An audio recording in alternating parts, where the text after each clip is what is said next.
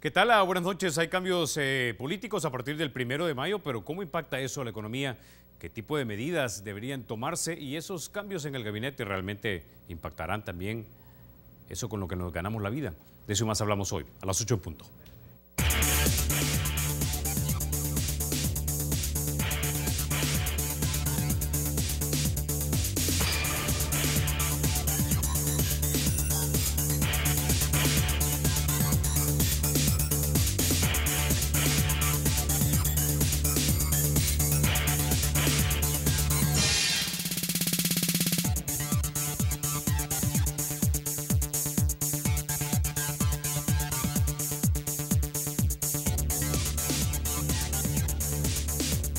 Bueno, el primer segmento es gracias a Banco Agrícola. Vamos a introducir ahora a nuestros invitados. Esta noche nos acompaña Carmen Aida Lazo, ella es economista y es la decano de Economía y Negocios de la Escuela Superior de Economía y Negocios. También nos acompaña el señor Ricardo Castaneda, coordinador de País para El Salvador del Instituto Centroamericano de Estudios Fiscales. Y también nos acompaña el señor Armando Álvarez, economista y también investigador docente de la Universidad Centroamericana, José Simón Cañas UCA. Bienvenidos. A 8 en punto. Bueno, quisiera comenzar obteniendo quizá de repente unas reacciones a lo que ha pasado en las últimas semanas, los cambios en el gabinete. Quiero que escuchemos, sin embargo, antes lo que dijeron el presidente de la Asamblea, Guillermo Gallegos, y el señor Blandino Nerio, todavía diputado del FMLN.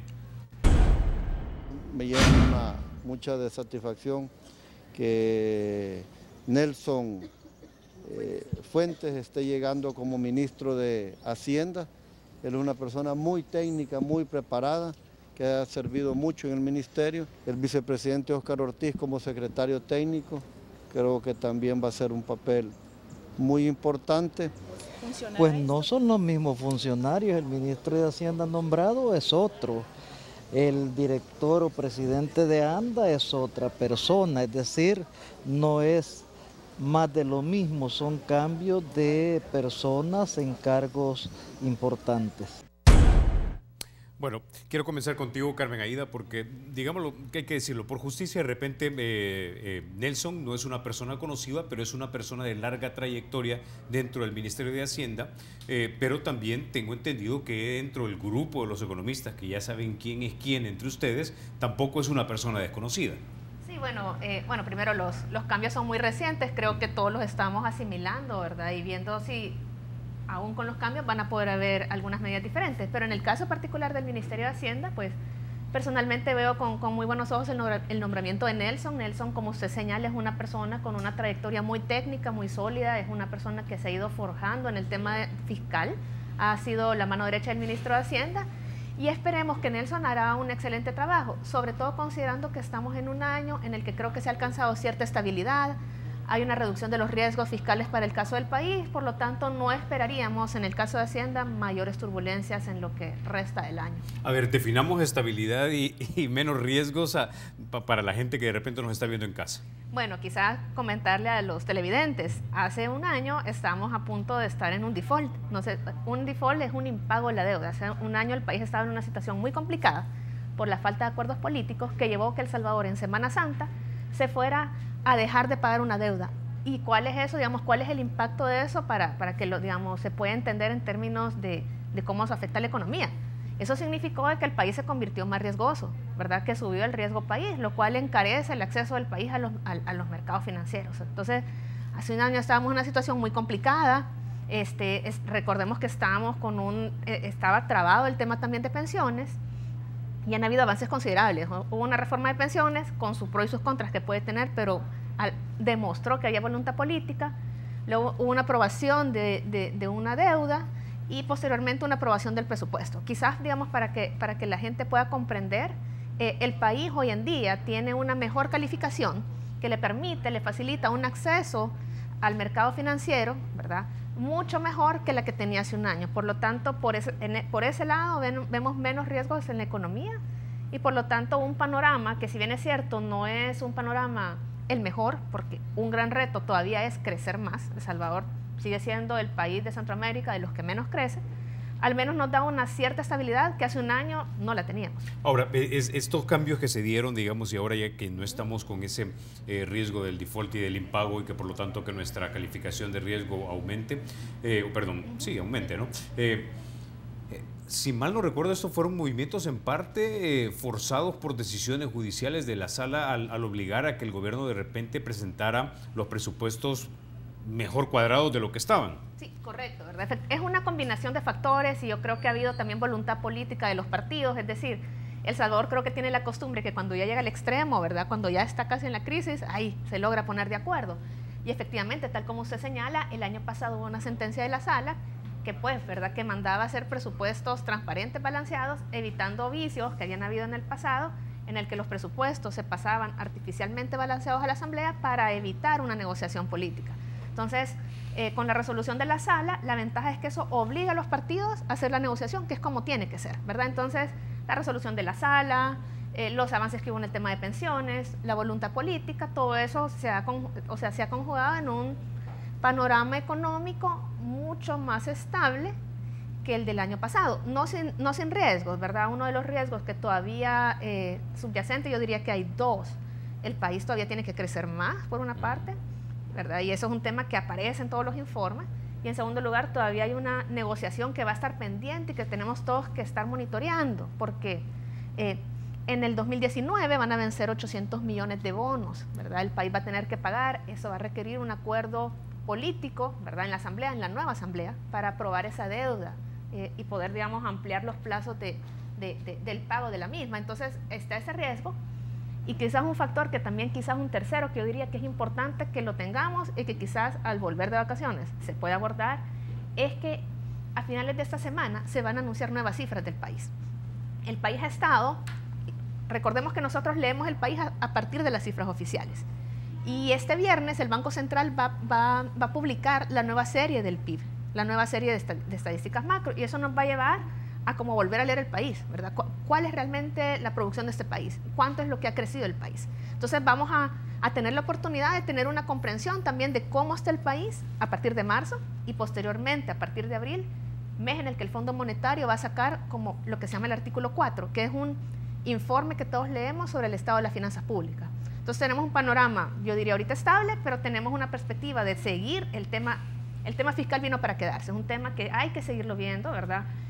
Y por otro lado, vamos a tener la posibilidad de conocer cuál es la opinión del Fondo Monetario y cuáles son las nuevas cifras fiscales muy pronto.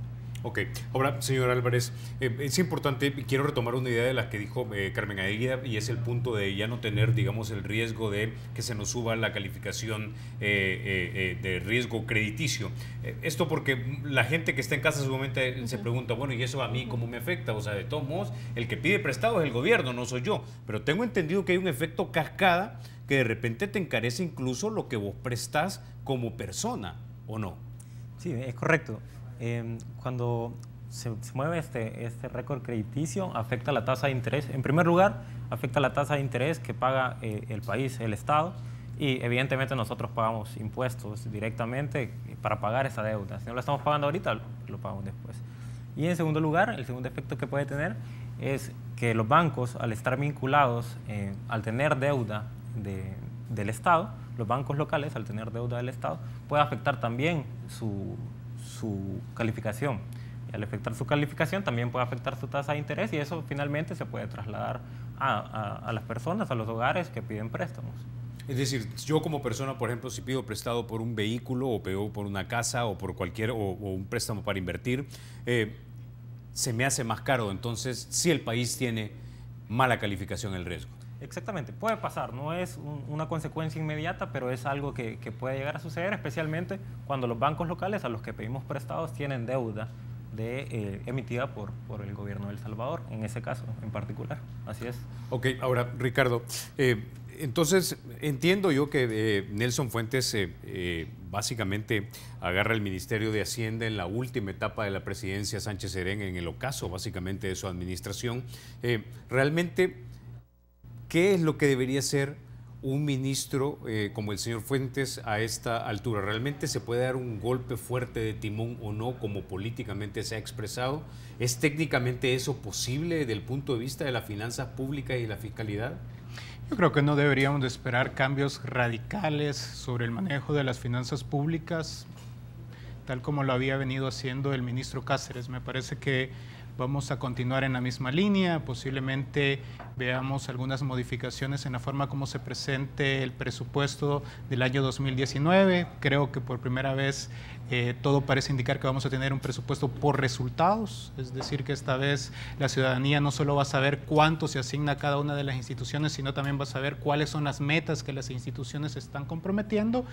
Y como bien apuntalaba Carmen Aída, ya la situación a nivel macro que va a encontrar Nelson era muy distinta a la que se tenía un año atrás. Ahora, yo sí quisiera acotar que en términos de políticas públicas, el ajuste fiscal que sí se ha realizado en el país se ha hecho a través de recorte principalmente de gasto público. Nosotros a esto lo que le hemos denominado es la trampa de la austeridad. Exacto. Porque los recortes de gasto no han sido en aquellos rubros en los cuales son indispensables, por ejemplo, seguros privados para funcionarios públicos, publicidad, viaje, sino que se han tocado temas sensibles para el desarrollo del país. Uno es el tema de educación y salud. El presupuesto que se va a tener para este año es un presupuesto de niveles en términos reales del año 2015. El presupuesto de salud del año 2018 va a ser de niveles del año 2013 y el gasto social en su conjunto del año 2018 va a ser muy similar al del año 2012. Por lo tanto, la política fiscal, uno de los objetivos es el tema de la sostenibilidad. Pero otro, mucho más importante aún, es convertirse en un instrumento para el desarrollo. Muy bien apuntalaba Carmen Aída que los niveles de crecimiento económico del país son muy bajos y, por ejemplo, uno de los instrumentos que debería de utilizarse es el tema de la inversión pública. Pero la inversión pública para el año 2018 también ha venido cayendo. En El Salvador, históricamente, los niveles de inversión son bajos. Desde la década de los 80 es el país de Centroamérica que menos invierte. Pero la inversión pública en los últimos años se ha venido reduciendo para lograr reducir el déficit fiscal. Esto quiere decir entonces que las variables de ajuste en el país han sido, por un lado, el gasto social y por el otro, la inversión productiva. Esto va a tener un impacto en el mediano y largo plazo, en el bienestar de la población, en el crecimiento económico, en la generación de oportunidades. No podemos aspirar realmente a tener una situación distinta si las decisiones que estamos tomando actualmente han sido equivocadas. Por eso el tema, por ejemplo, cuando en los hospitales no hay medicinas, las escuelas están deterioradas, no es una cuestión de percepción, es una cuestión de que en el presupuesto no han habido los recursos suficientes para poderle asignar hacia esos rubros. ¿Va a haber un cambio ahora con las nuevas autoridades? Lo dudo, porque el presupuesto aprobado de El Salvador ya es un presupuesto que realmente asigna muy poco, en el cual si no se contemplan ingresos nuevos, básicamente se va a seguir manteniendo la misma trayectoria que se ha traído y es una trayectoria en la cual se está poniendo por delante el cuadrar las cifras que el bienestar de las personas.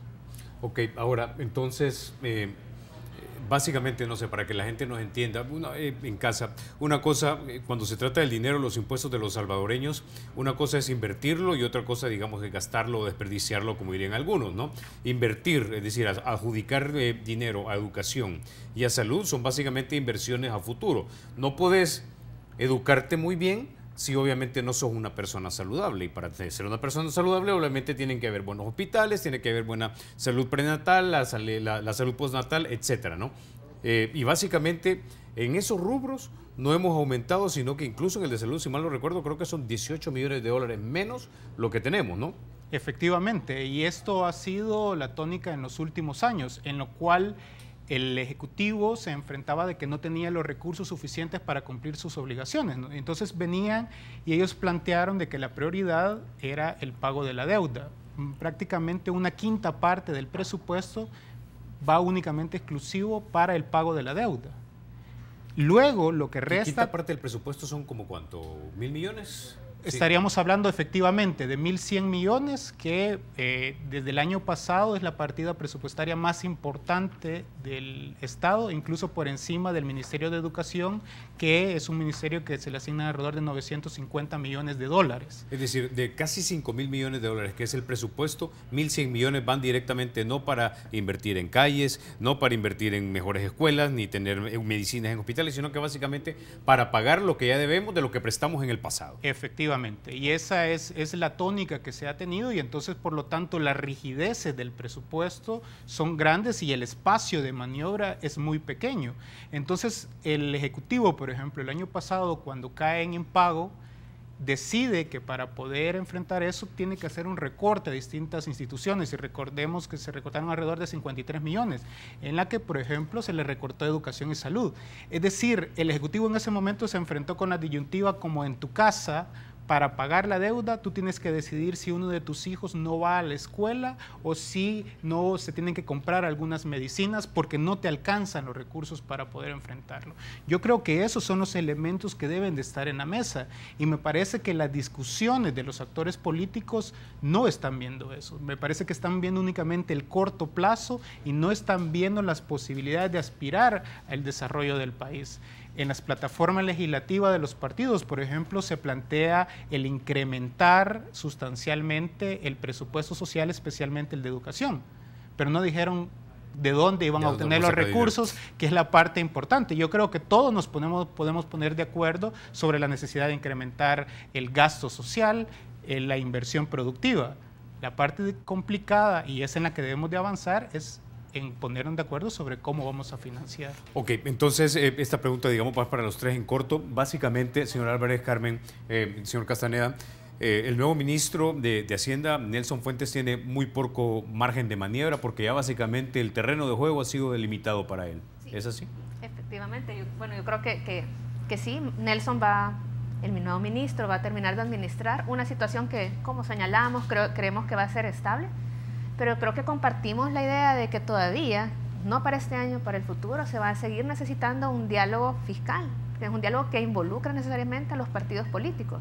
Tal como señalaba Ricardo, ¿verdad? En este país todavía los recursos de inversión social, los recursos para la inversión productiva son muy bajos, ¿verdad? Y los esfuerzos que se han hecho, si bien han dado estabilidad macroeconómica, no han resuelto esa necesidad de más recursos para una población, además, que se va a ver enfrentada a un siglo XXI totalmente distinto. O sea, es bien importante que la gente comprenda que el mundo en el que van a vivir nuestros hijos es un mundo con un mercado laboral y con unos retos que van a exigir mucha creatividad, mucha autonomía del ser humano, muy diferentes a los del siglo XX. En la medida que El Salvador continúe subinvirtiendo en salud, en educación, ¿verdad? Y que también continúe en parte también despilfarrando, ¿verdad? Porque en el tema del gasto hay que meterse al tema también bien fino, ¿verdad? Usted preguntaba, ¿qué es inversión? Es inversión, sí, el gasto en hospitales, en medicinas, pero también hay a veces un gasto administrativo que genera mucho peso, ¿verdad? Y que puede todavía ser eficientizado, ¿verdad? Entonces, el tema es, ¿se va a necesitar un esfuerzo fiscal? Sí se va a necesitar. ¿Se va a necesitar este año? Quizás no, se va a dejar, porque como va a haber un poco de comodidades que se ha logrado, no va a haber. ¿Va a volver el tema? Posiblemente sí, y sobre todo debe volver para un país que debe realmente cumplir la promesa de darle mayor bienestar a su población. Ok, vamos a la pausa. Cuando regresemos quiero conocer su opinión sobre esta idea que voy a arrojar en este momento, y es, si básicamente entonces nosotros necesitamos, digamos, más dinero efectivo en el Estado, ¿cómo lo hacemos? ¿Recortamos lo que algunos llaman desperdicio o gasto innecesario, o hacerlo más eficiente, como dice ella, o aumentamos? Y si lo aumentamos aprobando leyes y combatiendo la evasión, o reduciendo la elusión, o reformamos nuestro código tributario para ampliar la base tributaria, o simplemente esperamos a que la economía crezca y a base de puntos porcentuales en el PIB esperamos que nos entre dinero al Estado, o todo lo anterior junto. Ya volvemos.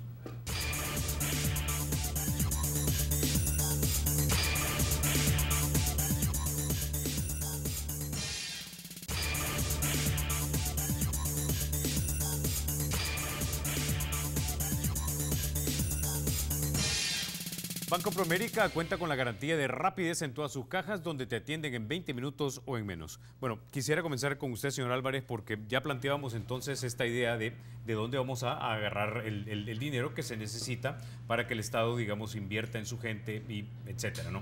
La pregunta es, si actualmente tenemos un presupuesto, digámoslo, casi de 5.000 millones de dólares, ¿no?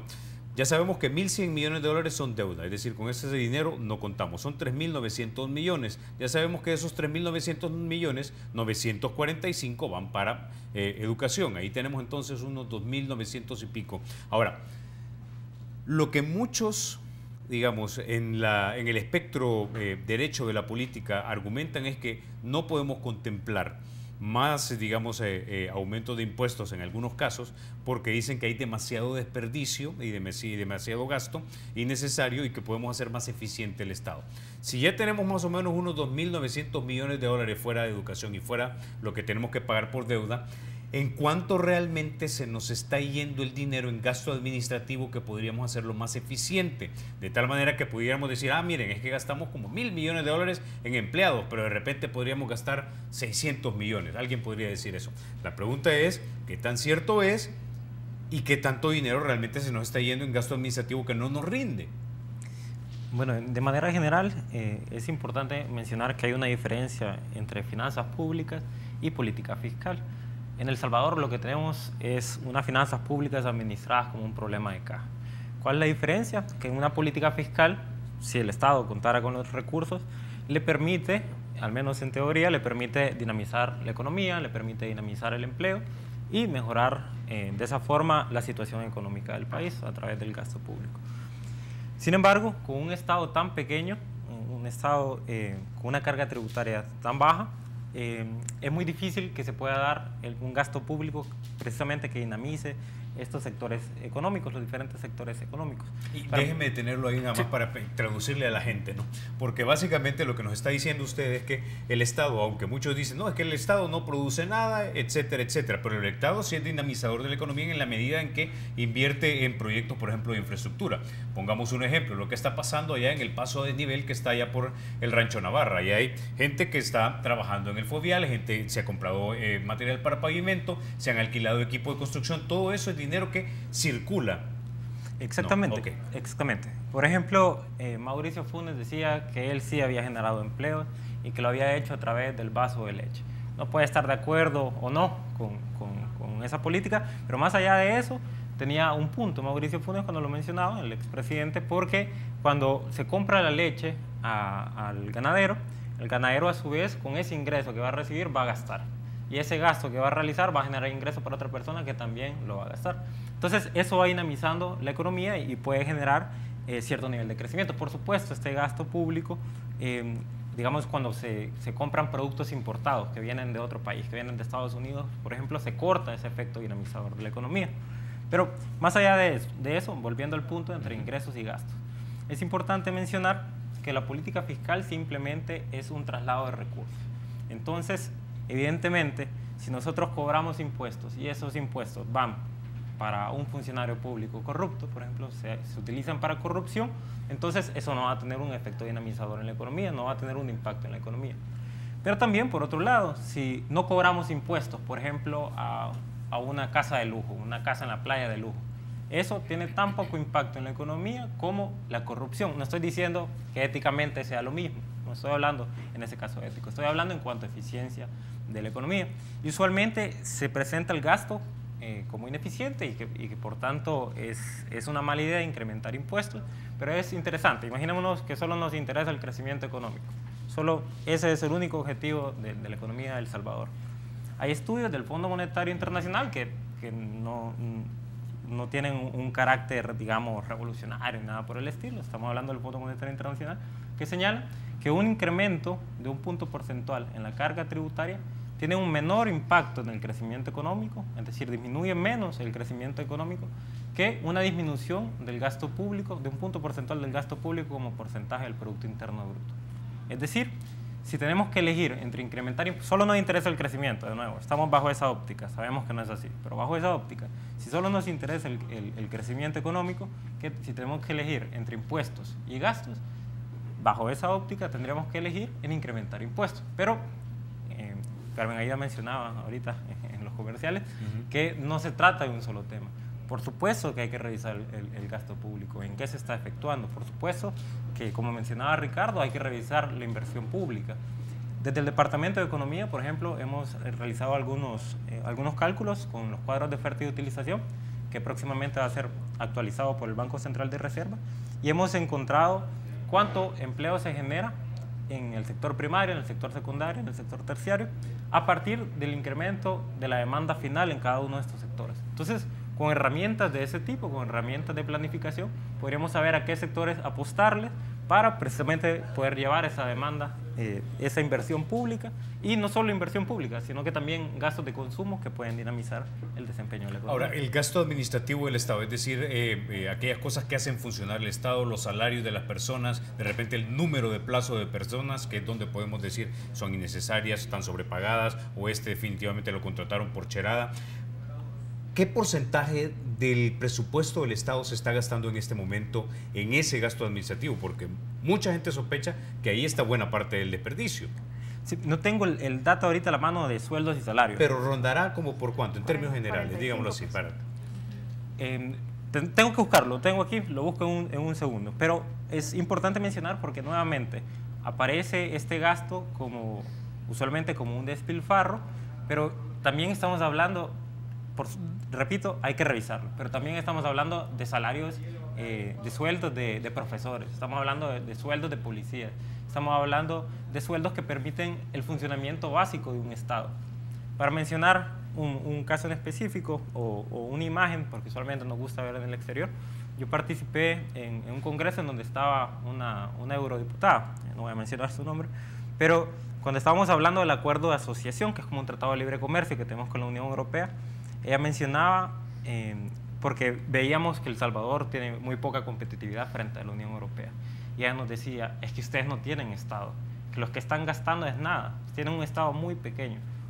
Por supuesto, comparándolo con la Unión Europea, que tiene estados mucho más grandes. Pero, ¿qué significa esto?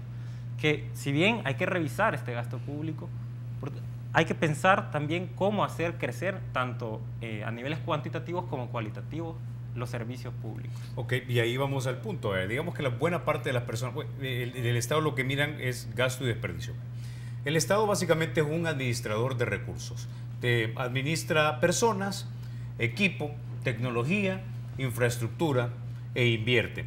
La pregunta es si tenemos algún indicador, y la pregunta de repente va para ustedes tres, si tenemos algún indicador que nos diga que el dinero que estamos metiendo en el Estado nos está rindiendo por lo que nosotros le estamos metiendo, porque de repente mucha gente dice, le estamos metiendo plata, pero no estamos viendo los resultados, y ese es un problema. Entonces ahí es donde le da básicamente ahí es cuando le das el argumento a gente en el espectro de derecho de la política, de decir, no, ya ven, es que hay mucho desperdicio.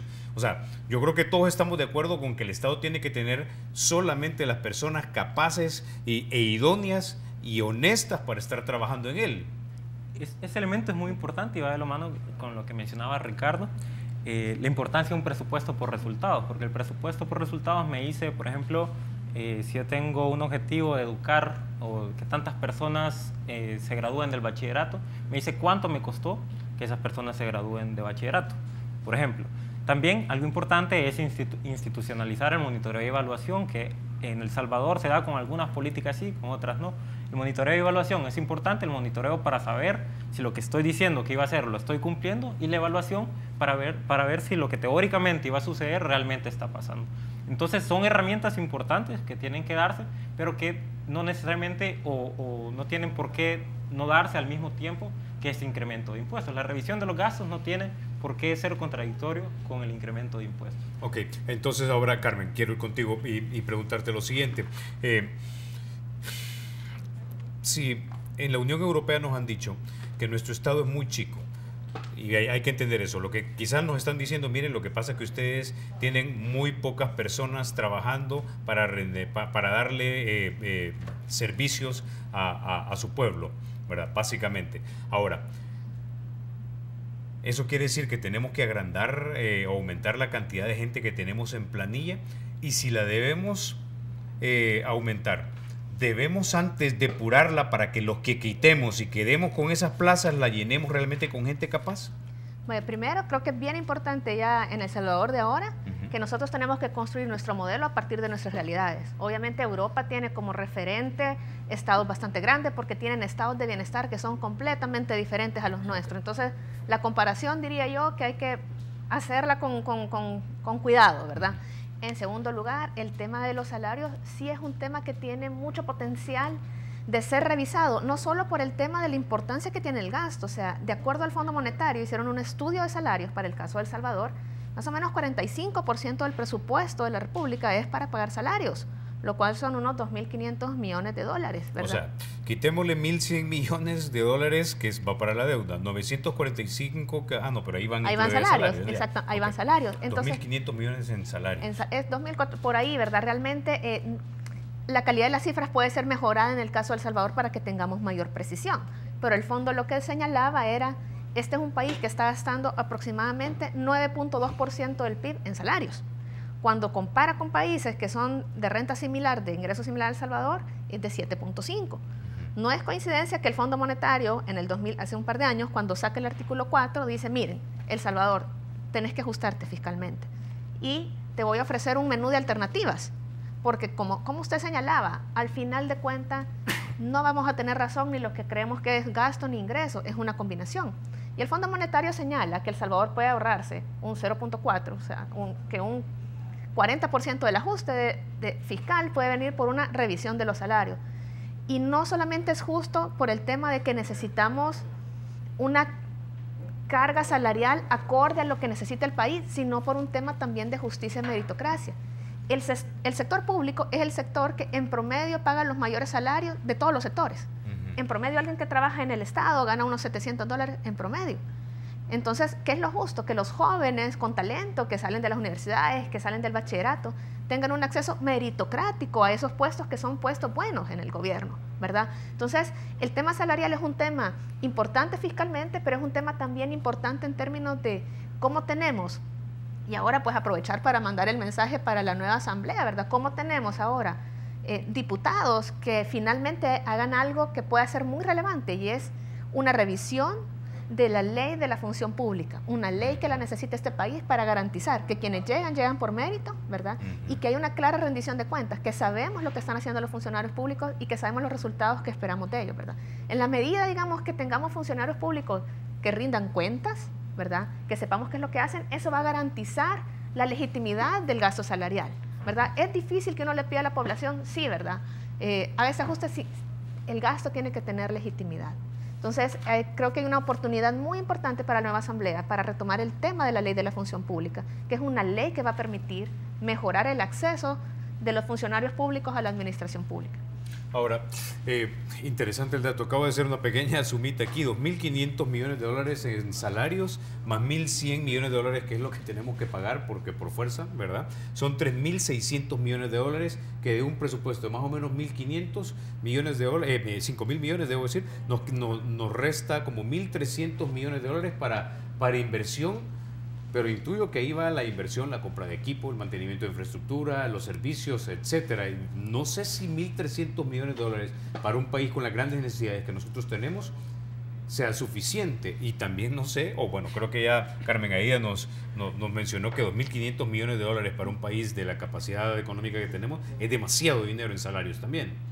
Bueno, de hecho, uno de los problemas de las finanzas públicas de El Salvador son sus rigideces.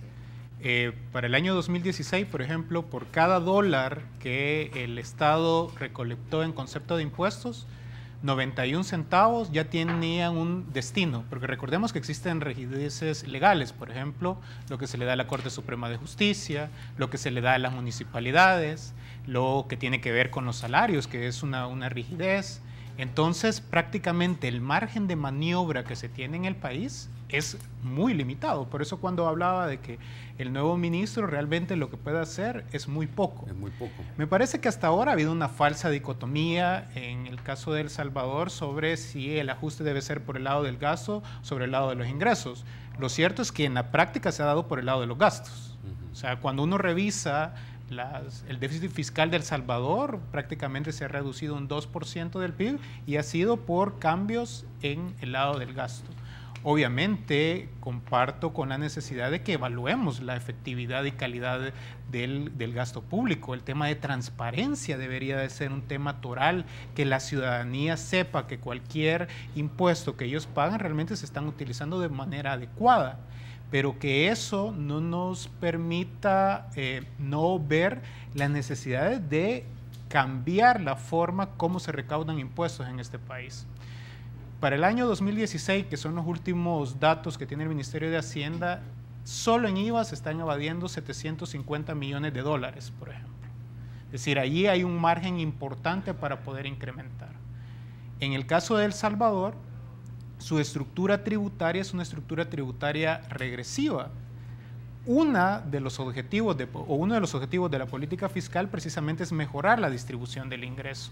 Entonces se debe de apuntalar hacia sistemas tributarios más progresivos. Por ejemplo, ¿dónde se tienen una de las mayores falencias en el caso de El Salvador? Ya Carmen Aída mencionaba el Fondo Monetario. El Fondo Monetario ha planteado de que El Salvador es un caso raro, porque es el único país de América Latina, luego de Cuba, que no tiene un impuesto predial, y entonces ahí es importante el poder discutir esto.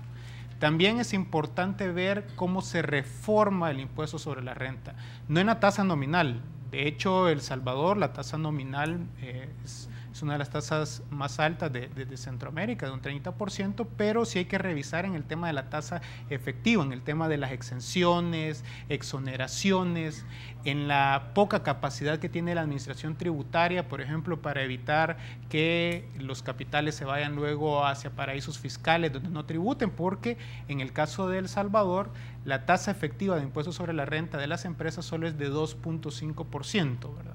Entonces ahí hay un margen importantísimo para poder dotar de nuevos recursos al Estado.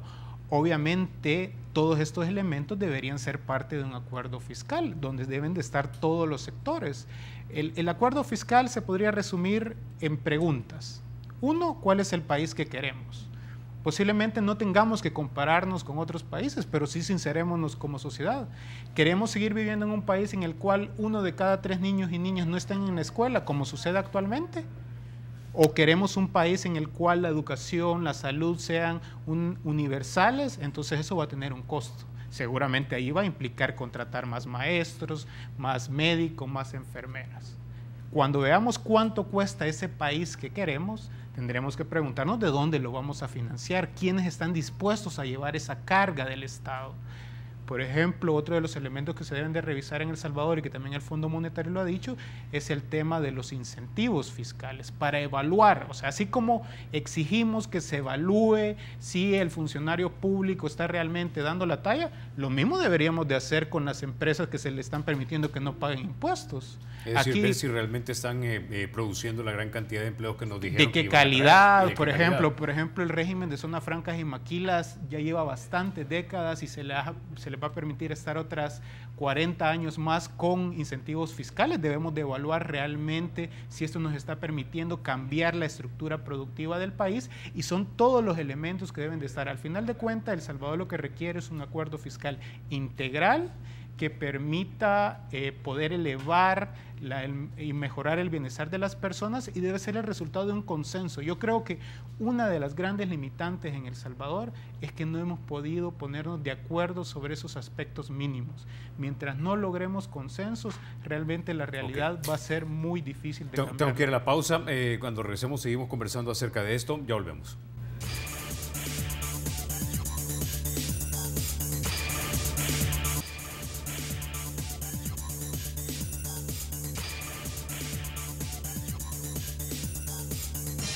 Bueno, gracias por continuar con 8 en punto. Bueno, señor Álvarez, recuerdo que los países cooperantes nos reunieron, digamos, a buena parte de los funcionarios de este país y representantes de las familias más afortunadas, funcionarios, líderes políticos, y les dijeron, miren, esto es un trípode, básicamente tienen que trabajar entre ingresos, egresos y modelo económico. A la derecha usualmente solo le gusta hablar de la parte de los egresos. Ya dijimos que tenemos amarrado $1.100 que tenemos que ir repagando, ¿no? ¿Verdad? Al año del presupuesto. Más los $2.500 millones que son básicamente salarios. Eso nos deja un aproximado de 1.300 millones realmente para invertirle al país. Entonces la pregunta es, si vamos a necesitar más dinero, ¿de dónde lo agarramos? O seguimos prestando, o subimos impuestos, o ampliamos la base tributaria, es decir, formalizamos más la economía, que es algo que ha sido muy duro en este país, o combatimos la ilusión y la evasión, o una combinación de todas las anteriores. Sí, bueno, yo creo que nuevamente que es necesaria una combinación de todas las anteriores. Pero como punto de partida, me gusta el planteamiento de Ricardo cuando dice qué país queremos, porque realmente El Salvador implementa una estrategia de desarrollo, podemos llamarlo, a partir de los 90, una estrategia clara que apostaba por el mercado y que actualmente se ha puesto como en duda. Realmente está funcionando, su principal apuesta era el crecimiento económico, la economía no está creciendo a tasas arriba del 3%, que son tasas muy bajas. Entonces, ¿qué tipo de país queremos? ¿Y qué parte puede controlar el Estado?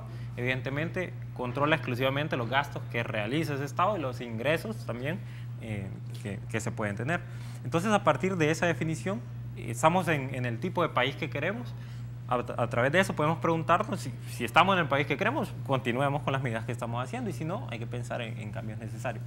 Ahora, por el lado de ingresos, los cambios que tienen que considerarse, por ejemplo, ya mencionaba Ricardo algunos, la UCA tuvo un pronunciamiento recientemente, el impuesto al patrimonio o el impuesto predial, revisar las exoneraciones fiscales, realmente están funcionando. La UCA propone también un IVA diferenciado, un IVA a los bienes de lujo, aunque hay algunos comentarios ahí con respecto a la dificultad que se podría dar, pero otros países lo tienen, porque no podríamos buscar metodologías similares. Y en la parte del gasto, la UCA propone un gasto más activo. ¿Y a qué se refiere con un gasto más activo? Un rol del Estado más activo. Nuevamente, con la estrategia de los 90, se partía de la idea de que el mercado debía regular y por tanto se empieza con esta idea de las privatizaciones, la empresa pública no debería existir. Desde nuestro punto de vista, bueno, en este caso hablo del pronunciamiento, pero hablo a título personal. Desde mi punto de vista, el gasto público debería de ir a sectores que dinamizan más la economía. Y nuevamente se cuenta con esta publicación reciente del Departamento de Economía, en donde de 45 sectores se señala qué sectores generan más empleo. Sí, lo que nos interesa es el empleo. También se señala qué sectores generan más empleo formales, porque en El Salvador la tasa de desempleo es del 7%, no es una tasa de desempleo muy elevada. Nos dice qué sectores generan más empleo formales. Cuando tenemos una economía en que solo 1 de cada 4 personas cotiza al Seguro Social y a las AFP, por ejemplo, es una medida importante. Entonces, esto nos permite ver a qué sectores apostarles para mejorar precisamente la productividad de estos sectores y con eso generar empleo y generar crecimiento. Y generar impuestos que luego van a las arcas del Estado. Que permita financiar ese gasto público, porque si no, mientras no generemos impuestos que permitan financiarlo, va a haber un problema. Brevemente, ¿cuáles son esas 5 áreas de la economía que ustedes determinaron? Son 45 sectores que define el Banco Central de Reserva, utiliza esos 45 sectores. Mencionemos solo 5 nada más. Solo voy a mencionar los sector primario, secundario y el terciario, que absorbe a cada uno de esos sectores, un resumen, digamos, de los 45 sectores. El sector primario, cuando estamos hablando, aquí estamos hablando de agricultura, de ganadería, de minería, etcétera.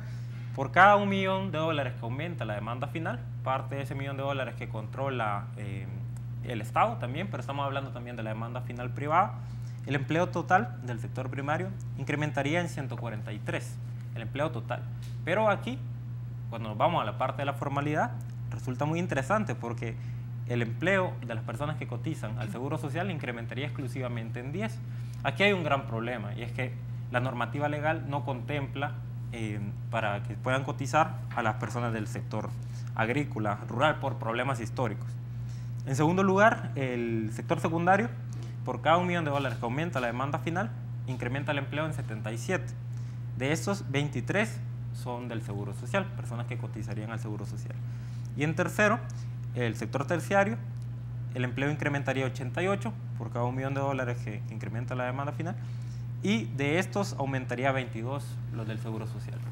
O sea, aquí básicamente lo que estamos diciendo es que una de las avenidas para que entre también más ingresos al Estado es que básicamente tenés que tener un esfuerzo decidido por lograr la mayor formalización de los empleos, ¿no? Eso es básicamente lo que voy entendiendo, porque esa determinación que ha hecho el Banco Central de Reserva, lo que encontró, es basado en las condiciones actuales del status quo, ¿no? Ok, perfecto, listo. Vamos a este otro punto también. Parte de la derecha política en este país, Carmen Aída, ha dicho que lo que hay que hacer es que crezca la economía. Y cuando crezca la economía, crecen los ingresos. Eso sí es cierto, pero también tenemos, si mal no recuerdo, cuando vinieron con ICEFI y unos colaboradores expertos en educación en República, nos dijeron que el presupuesto de educación debía ser 3 veces lo que es actualmente. O sea, estamos hablando de como 2.700 millones de dólares o un poco más. ¿Cuánto es un punto porcentual del PIB en términos de impuestos al fisco de nuestro país?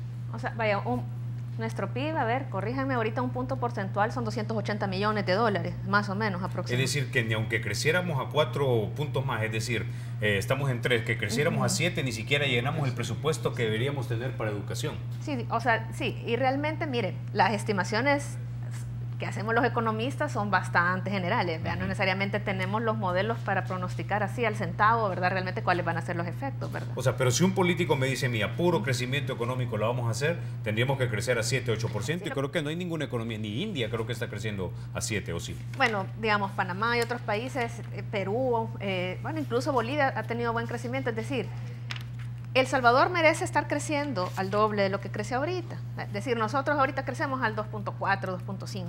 Centroamérica ha venido creciendo por 10 años al 4.5%. Entonces, digamos, una aspiración que creo que es válida, ¿verdad? En la medida que se conjuguen una serie de esfuerzos, porque este país puede salir adelante. Este país tiene un montón de condiciones y de fortalezas para salir adelante. Entonces, que el país crezca más, obviamente eso indudablemente tendría un efecto positivo. Primero en la generación de empleo. Claro. Más gente trabajando, como ya señalaban, más gente formal. Más gente formal son más personas afiliadas al Seguro Social y por lo tanto menos presión sobre los sistemas públicos, ¿verdad? Más personas cotizando para su pensión y por lo tanto menos personas en riesgo de caer en la pobreza en la vejez, ¿verdad? Y por otro lado, ¿verdad? Obviamente mayor crecimiento, mayores recursos económicos para el fisco. Indudablemente, y yo le digo, o sea, ninguno tenemos la razón absoluta.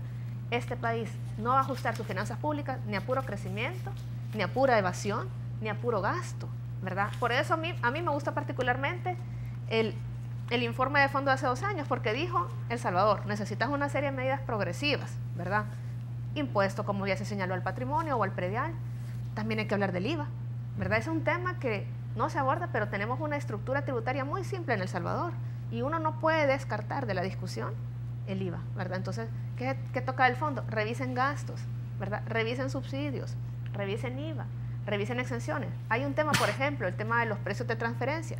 Los precios de transferencia es una normativa que no había hace algunos años y lo que permite es evitar que entre empresas se facturen a un precio, digamos, artificial para balancear y evitar pagar renta.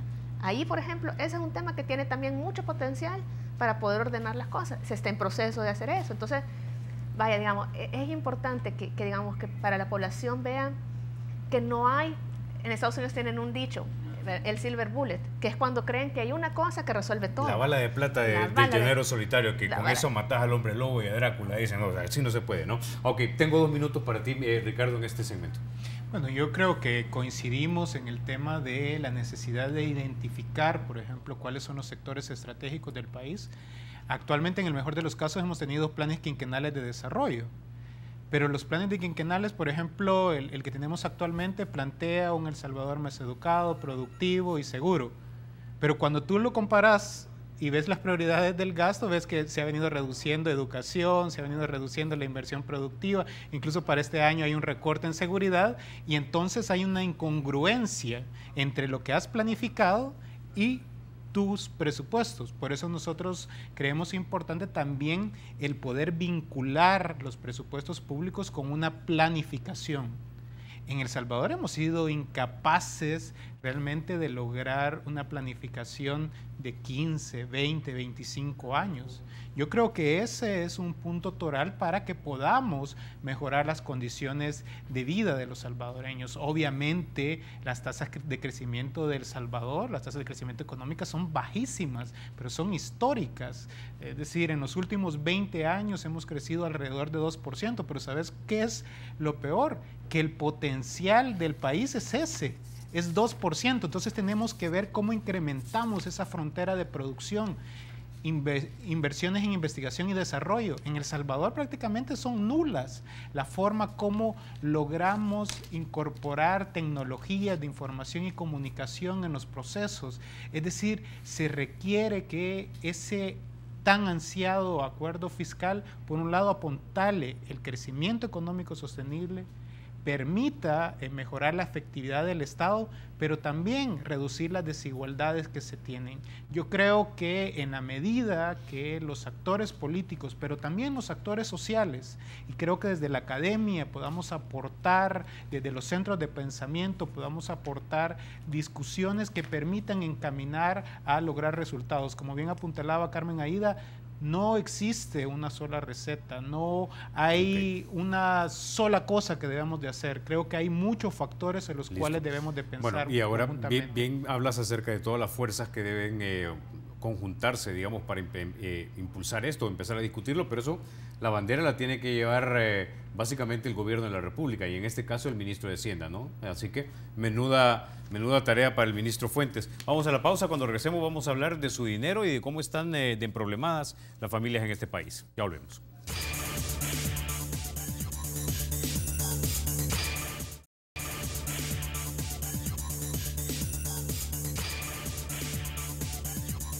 Gracias por continuar con 8 en punto. Vamos a poner en pantalla cómo está de complicada la situación financiera de las familias. Este fue un informe que presentó esta compañía que se llama Fisherman Wealth and Management. Básicamente dice lo siguiente: el 40% de las familias está camino a la quiebra, 30% de las familias está en quiebra, 20% gasta lo que gana, y solo un 10% de las familias en este país básicamente están solventes. Esto nos dice algo del tipo de economía que tenemos en este país también, Carmen Aída. No solamente que de repente las personas ganan poco dinero, sino que de repente hay más gastos de los que deberían hacerse, o que también, como me han dicho muchas personas que han venido, y el último que me lo dijo es un ciudadano de Alemania, me dijo, es que tu país es carísimo, me dice. Yo creo que hay varias cosas. Primero, obviamente hay un estancamiento de los ingresos de los hogares. Cuando uno ve la encuesta de hogares, que es donde nosotros vemos cómo está la familia salvadoreña, uno observa salarios e ingresos bastante estancados, ¿verdad? Entonces tenemos una economía que le cuesta crecer, salarios que cuesta que aumenten, ingresos que aumenten, y eso obviamente genera una primer causa de las complicaciones financieras que estamos viendo en los hogares, ¿verdad?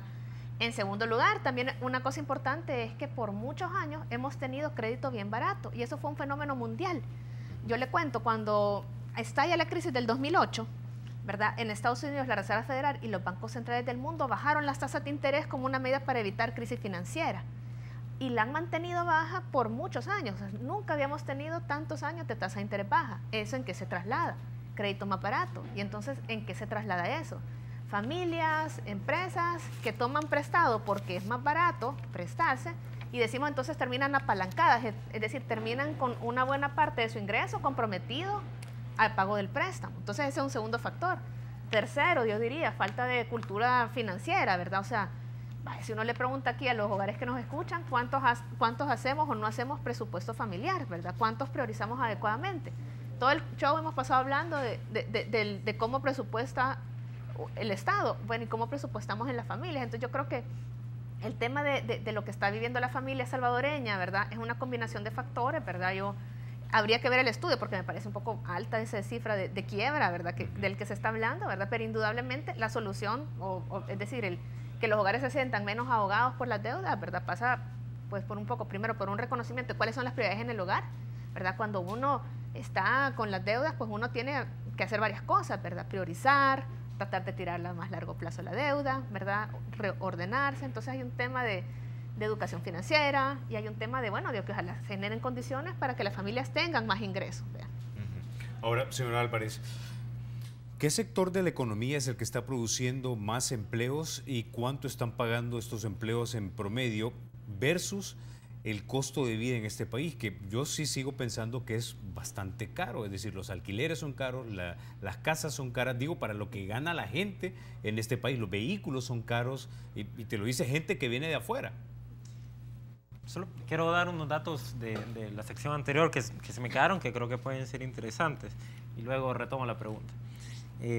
Bueno, sí, en el 2015 hicimos algunas estimaciones desde el Departamento de Economía, con una tasa de crecimiento de 2.5, que fue el que se reflejó durante ese año, y con un déficit fiscal de 3.3%. Si la economía se hubiera mantenido en ese comportamiento, la deuda pública se estabilizaría en 132% del Producto Interno Bruto, lo cual es un porcentaje altísimo.